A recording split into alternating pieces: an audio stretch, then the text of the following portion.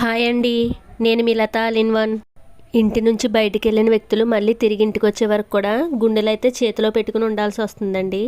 1 గంటలో హైదరాబాద్ చేరిపోతామనగా అందరూ కూడా తిరిగి రాని లోకాలకైతే వెళ్ళిపోయారు. ఇప్పటి వరకు మా కళ్ళ ముందే ఆడుతూ పాడుతూ సంతోషంగా ఉన్న మా కూతుర్లు ఇక మీదట మాతో ఉండరని తెలుసుకున్న ఆ తల్లిదండ్రుల కడుపు కోతను ఎవరూ తీర్చలేరు.